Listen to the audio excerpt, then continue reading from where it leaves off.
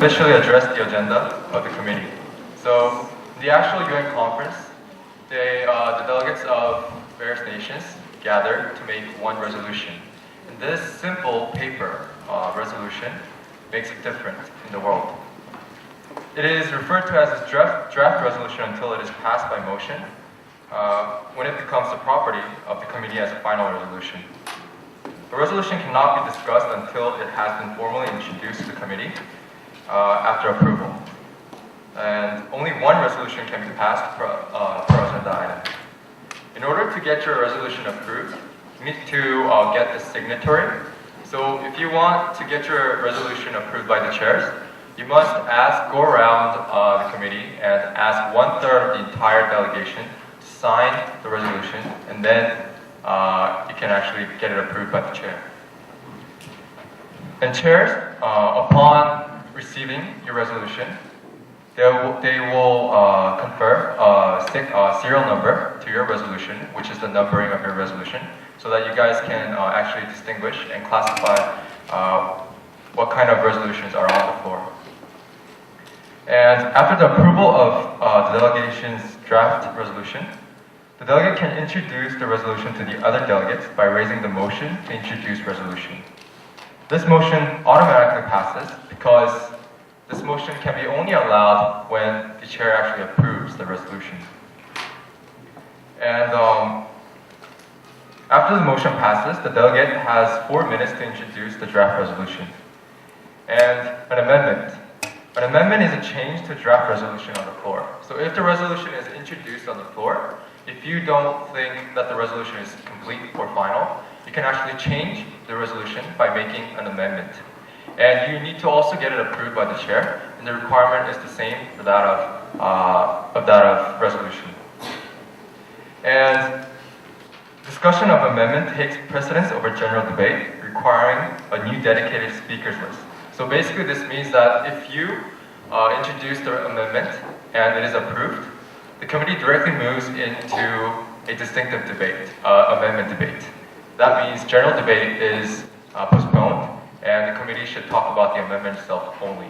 And since this is another type of debate, you can actually yield your time in 4 ways, just like the general debate. And now we will show you a simulation of introducing the draft resolution. Are there any motions or points on the floor? Motion. Delegate of Vietnam? Motion to draft resolution. The delegate of Vietnam has raised a motion to introduce draft resolution KMUN A1. Delegates, please approach the podium.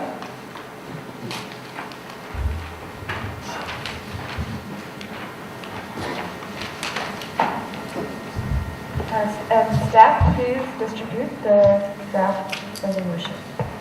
The Korea-Mall United Nations 2012 recognizes the severe competitive education in South Korea, which has posed severe detrimental effects on the children, acknowledging the societal and institutional basis of this phenomenon, noting the past efforts of the South Korean government, such as the time-free system, stressing the fact that the role of private education takes great portion of the South Korean GDP, which makes it harder for the nation to alleviate the issue, standing in solidarity with the students of South Korea. Offered Clause 1 calls for the introduction of the educational system in Northern European nations to South Korea to make the educational system flexible.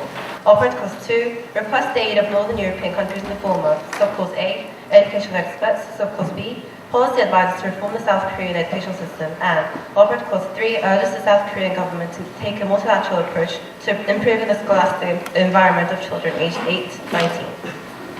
Thank you. Now, specifically, I would like to talk about the motion to close debate. You need to listen carefully about this motion because it is inevitable for the delegation to raise this motion. This is one of the most important motions in KM 2012.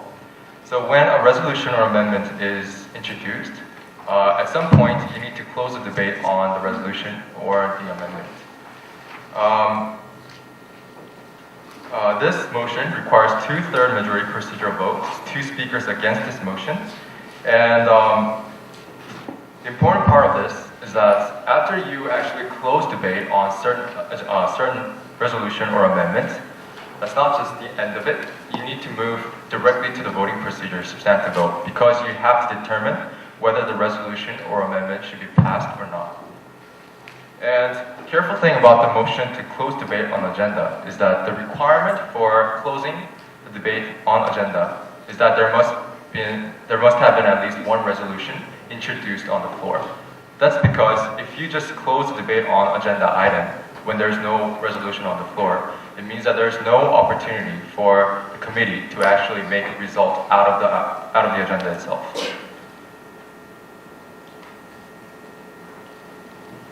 And working papers.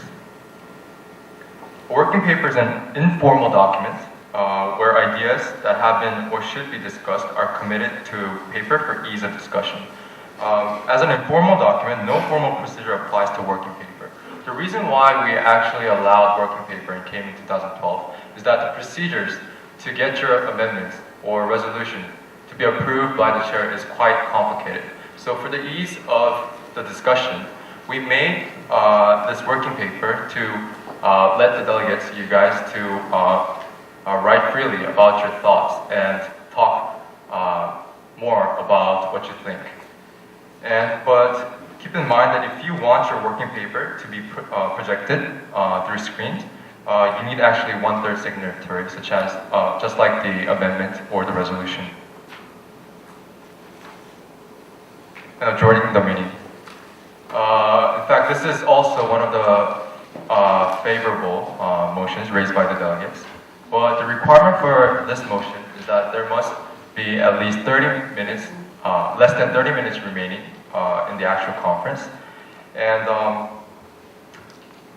this requires simple majority procedural vote. And the delegate raising the motion must specify the time at which the conference will resume again. And we will show you a simulation of how this works. Are there any motions or points on the floor? Delegate of Tanzania. Motion to adjourn the meeting till the 31st of January. The delegate of Tanzania has raised a motion to adjourn the meeting to the 31st of January. Now we'll move into a procedural vote. Staff, please be in your voting positions. Delegates who are for this motion, please raise your placards. Section 1. Section 2. Delegates who are against this motion, please raise your placards high. Section 1. Section 2. With 13 votes for and 1 against, this motion passes. The meeting is adjourned. Yes, thank you. So as you can see, this is actually the last motion raised in that conference day. And so if you look at the big picture, first you set the agenda item, and then you set the speaking time, and then you move on to the general debate. And during the general debate, any delegates can raise the motion to move into moderate debate on moderate caucus or any motions. And then if there is an amendment or resolution introduced, you talk about that, and then at last you close debate on resolutions or amendments, and then decide whether the resolution or amendment should be passed or not. And after that, if you think that is enough for today, you just adjourn the meeting, and then that's the end of the conference for that day. And lastly, I would like to talk about the points. Points are similar to motions. You can raise them anytime the floor is open. But there are 2 points that could be raised at any time, regardless of the floor. And those are point of personal privilege and point of order.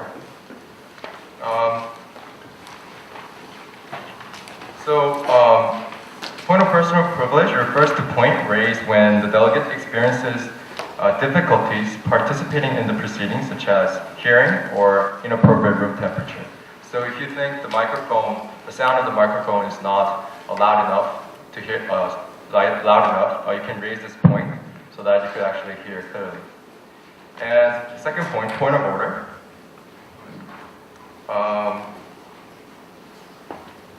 Point of order may be raised by a delegate when he or she sees that the parliamentary procedures are not carried out properly by the chairs. So delegates, if you see that the chair is not doing properly according to the rules of procedure, you can raise this point and correct the chairs. And the next point is that point of parliamentary inquiry. So if a delegate may rise on a point of inquiry to to clarify his or her confusion or understanding of the parliamentary procedure. So let's say that you have no ideas about KMUN 2012. You can ask the chairs for certain procedures by raising this point. This is like a point for question.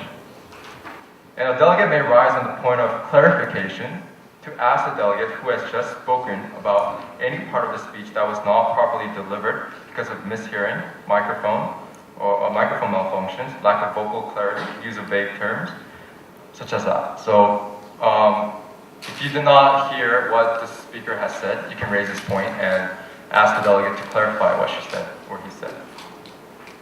And please note the fact that points,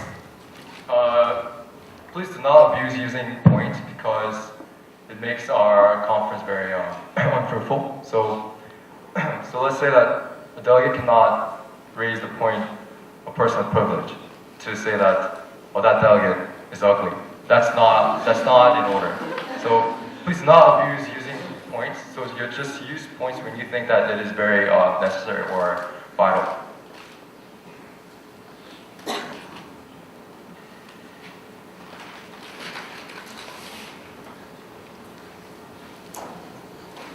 And this is it. And now I would like to invite the next DSG, Kim Joo-young.